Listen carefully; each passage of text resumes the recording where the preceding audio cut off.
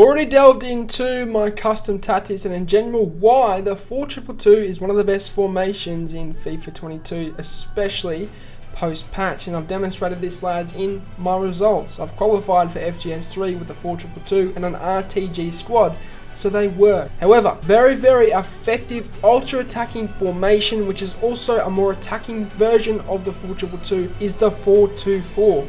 A very effective formation for getting your players up the pitch further, more than the 4-2-2, and you can use the attacking techniques that I've broken down in previous tutorials.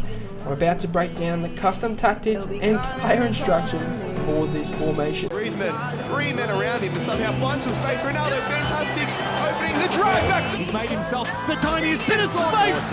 Almost feels like a bit of a taunt. Didn't really go for him. Oh! The display there is absolutely ridiculous. The Elastico on the goal line. On the goal line, the finest. We talked about AussieFIFA. He's not here to make up the numbers.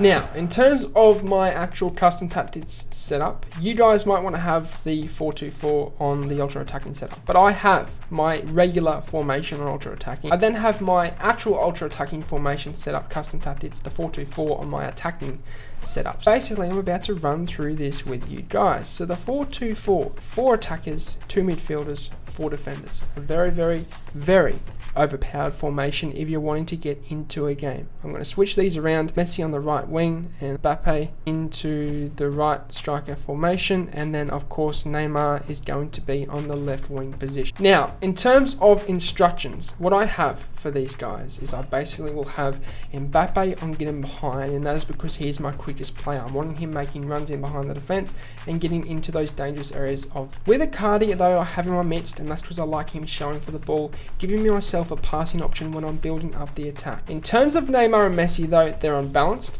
only because they're already high up enough that I don't need them getting in behind. They're already going to do that anyway, and I also like them coming short every now and then to give myself a passing option after I tap R1. So that's a very important technique with this player instruction setup. In terms of my midfielders, I still have them on stay back while attacking. In general, lads, in game you could switch De Bruyne to get forward if you are really desperate for a goal, but I personally have them on stay back. Stay back for my wing bats as well, and of course centre backs are stay back with goalkeeper on balanced. Moving into the custom tactics though, and this is obviously very important, but basically with the defensive style, I'll have it either on pressure after possession loss or constant pressure. It depends what situation you are in the game. If we're at, say, let's the 70th minute, then I'll have it on pressure after possession loss. If I'm at, let's say, the 80th minute, I might have it on constant pressure because I want to put more pressure onto my opponent to try and get that ball back. In terms of my width and depth, width is the same because it's rather a wide formation in nature, so we don't need to have any more width, lads. In terms of depth though, I will have this set to around 80. We're wanting to get up the pitch and basically put a lot of pressure onto the opponent, so it is important that we have this set onto 80, lads,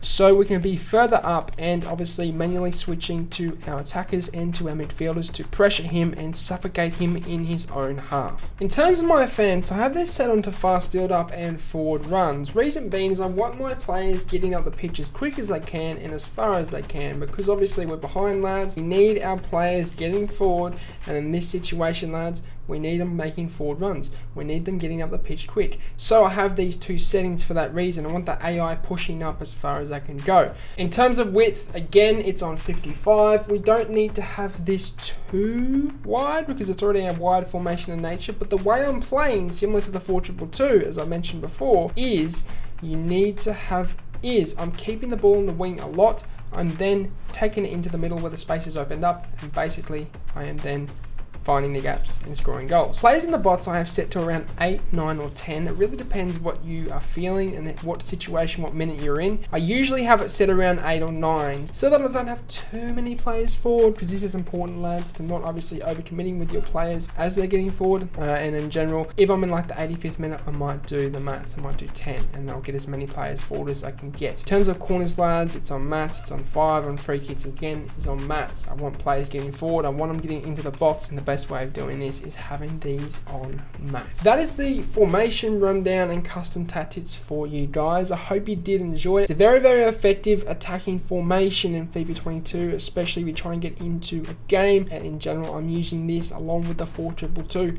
because the 424 is just a more attacking version of the 4222. That will signal the end of it, lads. I hope you enjoyed it. I'm doing tutorials on Instagram and TikTok. Go and check them out. I'm also coaching one-on-one on patreon.com. Links are all in the description, lads, down below. But as always, I hope you have a good day. I'm out. Sayonara. Au revoir. Adios. Salam. Ciao. Goodbye.